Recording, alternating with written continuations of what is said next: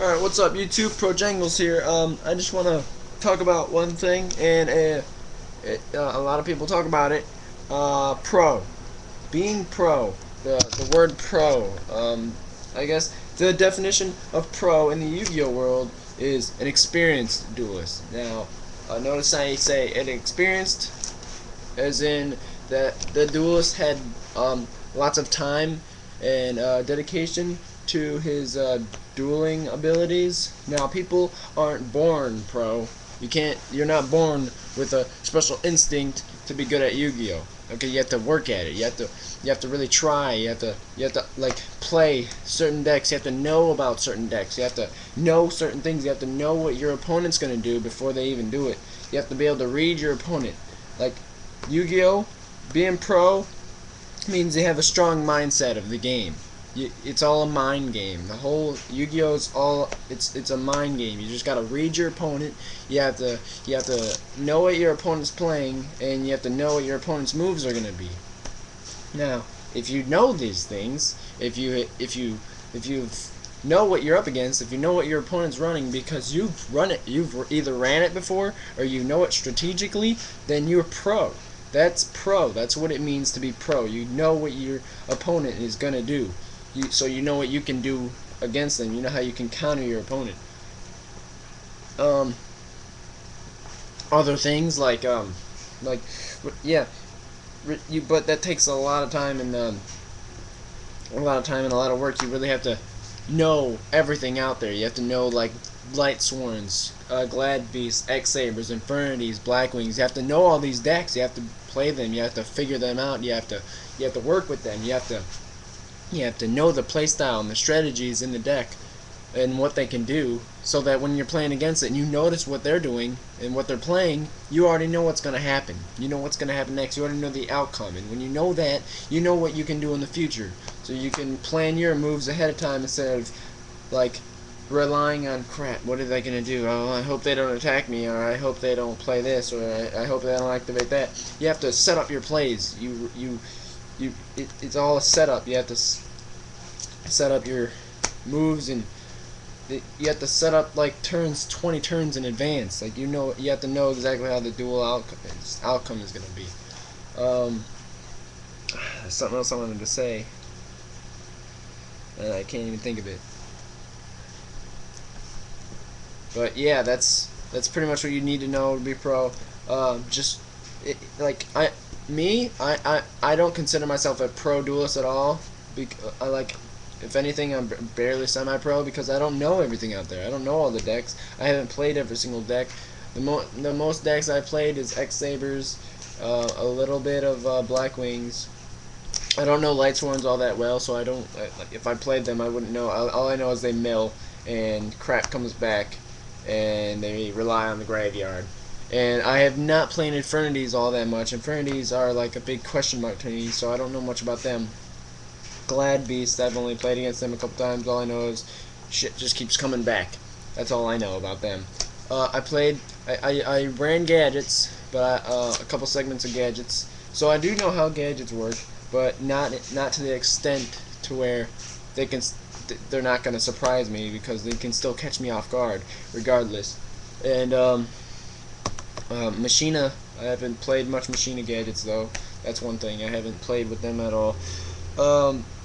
There's other things out there that I haven't played with. I have played X Sabers, so I do know X Sabers. So I'm good against X Sabers. Because I play X Sabers, I'll be able to read their moves. But yeah, that's what I want to talk about. You have to be able to read people, like read their bluffs and read what their set back row and their set front row. You have to really read your opponent. Reading your opponent is the key to this game.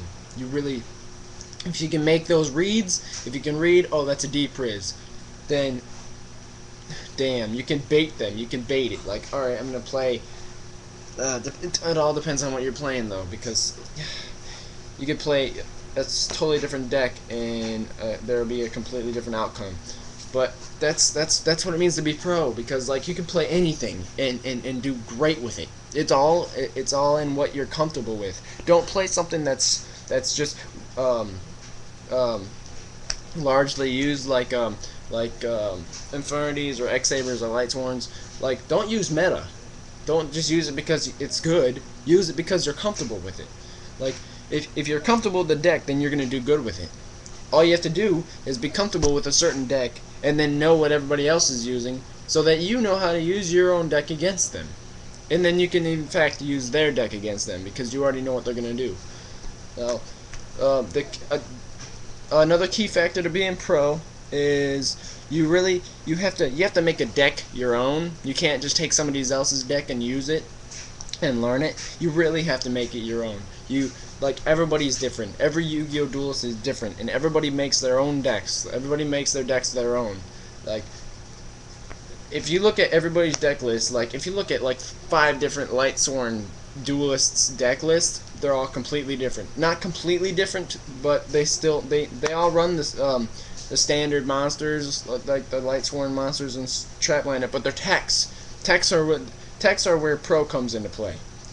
Depending on what you use for techs and sideboard, that's where pro comes into play. But the other stuff is just what you gotta have. But in order to be pro, you really have to make a deck your own. Like, that's key. If you can make a deck that your own, like me, I made just a straight macro deck that I love. Like, I made it my own by adding certain things and having different strategies that I like. Like, it's all what you're comfortable with. You got to find your comfort zone, and when you do that, then you're like, okay, so then you know your deck better than anybody. You know it inside and out. You don't want to use somebody else's deck and be like, damn, what the hell? I don't even know what I can do. I don't know what to do, because you don't know this deck at all. You really have to make a deck your own. Even if you took someone's deck list and learned it and played with it, eventually you're gonna make like updates and texts and take stuff out, and that's making your deck your own. So you have to really play with a deck that you're comfortable with and you know. Another thing, damn it, can't think of it at the moment in time. But yeah. If you make a deck your own and you start playing with it, then you're able, and you know all the other decks out there, like all the meta and like all the crazy awesome crap that's out there, that so that you won't get caught off by surprise and you'll be able to read your opponent and know what they're gonna do. You're guaranteed victory. Like, there's no way you can't lose unless you accidentally misplay. And that's where most duels go wrong, is people misplay.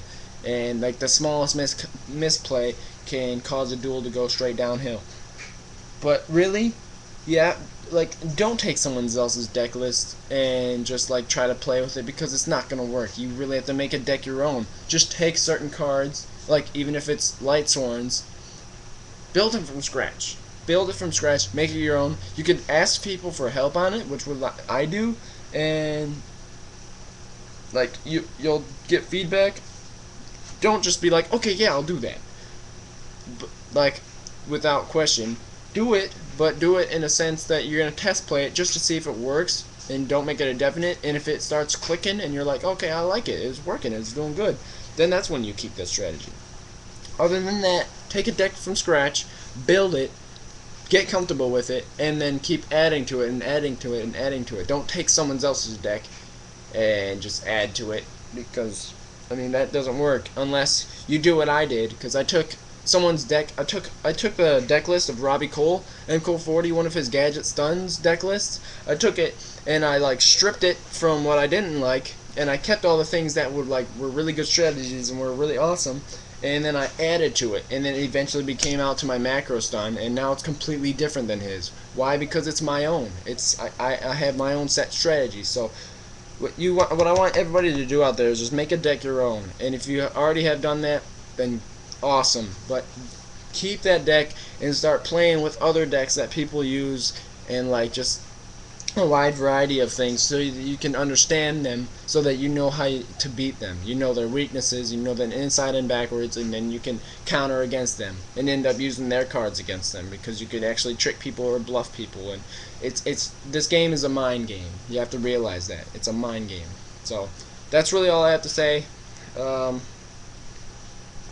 that's about it. Alright, Pro Jangles out. Team Avalanche.